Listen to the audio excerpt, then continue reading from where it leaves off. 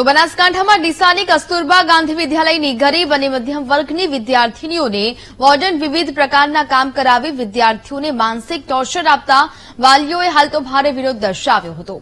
આ બનાવને લઈને જિલ્લા શિક્ષણ અધિકારી, સ્થાનિક પોલીસ, શહેર મામલતદાર સહિતની ટીમો વિદ્યાલયમાં પહોંચી હતી અને વિદ્યાર્થીનીઓની રજૂઆત સાંભળી વધુ કાર્યવાહી હાથ ધરવામાં આવી હતી।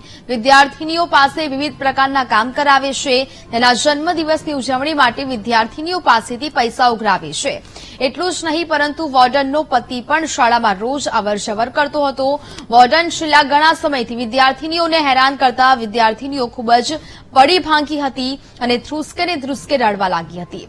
ત્યારે વારંવાર વોર્ડનના માનસિક ટોર્ચર અને તેનો પતિ પણ બિનઅધિકૃત રીતે શાળામાં અવરજવર કરતો હોવાથી કંટાળેલી વિદ્યાર્થીનીઓએ અને વાલીઓએ આજે ભારે હંગામો મચાવ્યો હતો।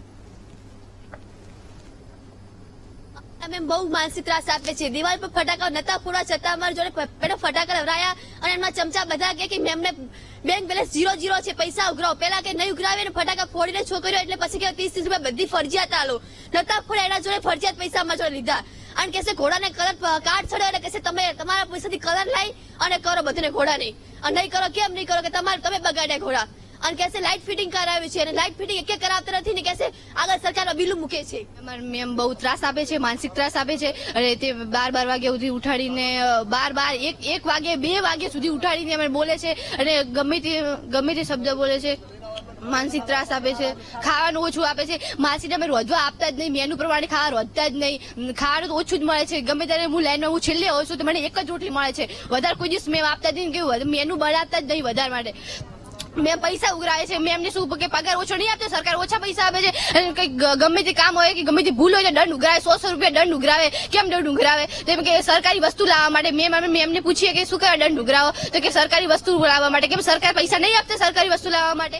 મેમ બહુ ત્રાસ આપે છે, માનસિક ત્રાસ આપે છે અને તે 12 વાગ્યા સુધી ઉઠાડીને 1 વાગે 2 વાગ્યા સુધી ઉઠાડીને અમે બોલે છે અને ગમે તે શબ્દ બોલે છે।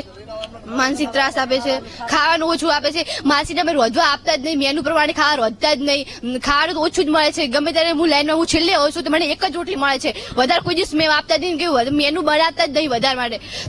મેમ પૈસા ઉઘરાવે છે, મેમને શું કે પગાર ઓછો નહીં આપતો, સરકાર ઓછા પૈસા આપે છે અને કઈ ગમે તે કામ હોય કે ગમે તે ભૂલ હોય તો દંડ ઉઘરાવે, 100 રૂપિયા દંડ ઉઘરાવે। કેમ દંડ ઉઘરાવે? તેમ કે સરકારી વસ્તુ લાવવા માટે।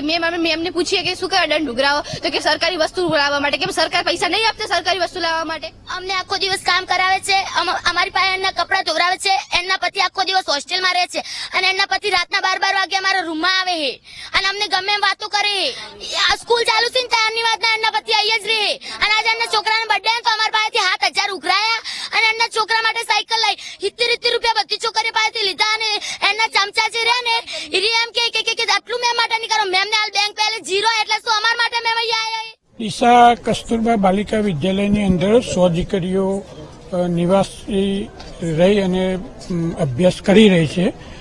આ દીકરીઓ પૈકી કેટલીક દીકરીઓ એમના વાલીઓએ કેજીબીના વોર્ડનની વિરુદ્ધમાં કેટલીક રજૂઆત કરી હતી અને એ બધા વાલીઓ આજે સંસ્થામાં આવ્યા હતા।